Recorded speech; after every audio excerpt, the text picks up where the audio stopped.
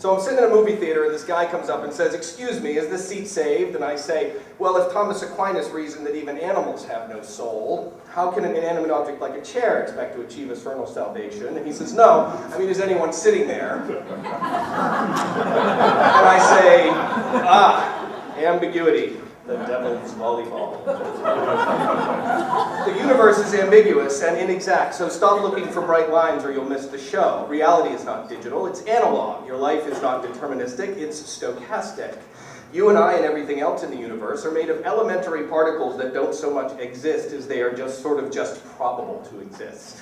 Reality itself doesn't actually crystallize into existence until we observe it. It's not present, it's only probable. And when we look away, the universe turns back into a smudge. The universe actually works this way, and we have no idea why. We see it as through a glass darkly. In the original Greek translation of Paul's letter to Corinth, the word used is not darkly, it's en enigmati, meaning we see as though as a riddle. I don't want to start any blasphemous rumors, but even the Apostle Paul knew that life is a bit of a practical joke with no punchline. Here are two words, tika and haulo. They're non-English words. One of these words means pointy. The other one means round or curvy. This is not a trick question. Just go with your gut and raise your hand if you think kika means pointy and laulo means curvy. Thank you. Here's the thing. These words don't exist. I made them up.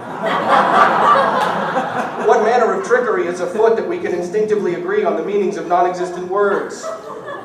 Word, yo. Did God cast a spell by spelling the word to create the universe? Are we in the cast of some grand performance? If I am in this cast, do I have top billing or am I listed as second middle-aged man? Do I exist? In 1644, René Descartes reasoned that I exist because I can think about my existence. But maybe I just think I'm thinking. Bear in mind that Descartes also said, if you would be a real seeker after truth, you must at least once in your life doubt, as far as possible, all things. Look, the road to death begins at birth, and the path from the one to the other is beset on all sides by a veritable symphony of the grandest of miracles. You are a little blob of the universe that thinks it thinks, for God's sake. If you shine a light at a card with two slits in it, what you see on the wall behind the card is a set of light and dark stripes. The dark stripes appear because photons move in wave patterns, so the photons passing through one slit interfere with those passing through the other slit to either reinforce each other or cancel each other out, just like waves on water. Here's the thing, you get the same interference pattern, the same stripes, even when you only shoot one photon at a time. Even when there is nothing there to interfere with it, the photon acts as though there is. The conventional explanation is that the photon actually passes through both slits at once and interferes with itself. Are you kidding me? You see, we're given only hints of the great rip-roaring carnival happening just beyond the edge of what science can confidently reveal. It's as though our lives were made to play a game without knowing the rules. How can you play when you can't even work out whether you're actually thinking? Most of the matter, you have to hit that. Most of the matter in your body is exchanged every few years. You're chemically, you've just got atoms switching between molecules and molecules breaking up and being delivered as waste. And at this level, you're a boiling soup of frenetic activity. You're not separate and apart from this world. You're a wave that passes through it, picking up bits of it here and shedding other bits there.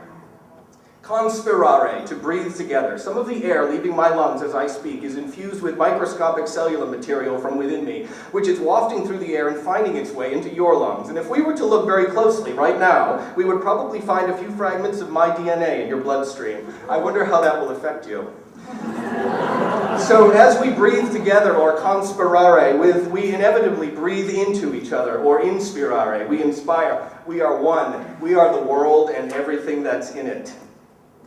Our own tightest chains and heaviest burdens are we. When I endorse playful detachment, what I'm talking about is detachment from fear, detachment from loathing and worry. I'm advocating playful detachment from failure, from fear of failure. Don't sweat it, man. It's all just quarks and gluons. You are a puzzle, wrapped in an enigma, wrapped in a bag of skin. Your existence is a frickin' miracle and full of eloquent mystery, a real cliffhanger, a real barn burner. Without mystery, there would be no use for our God-given curiosity. You see, because the world is replete with ambiguity and uncertainty, and that's what makes it exquisitely beautiful. G.K. Chesterton once said that it is one thing to be amazed at a dragon or a griffin, creatures which do not exist, but it is quite another and much higher thing to be amazed at a rhinoceros or a giraffe, creatures which do exist but look as if they don't. If you've got something interesting you want to do or try, don't wait, do it now. As long as you're not hurting anyone and generally operating within the bounds of ethics, there is nothing on this blue earth that is standing in your way. This is your show, you're the star and the director and the screenwriter and the grip and the gaffer and the best boy. When I speak of playful detachment, I mean detachment from certainty, from the expectation that there should be certainty. For the only certainty is that you seem to be here.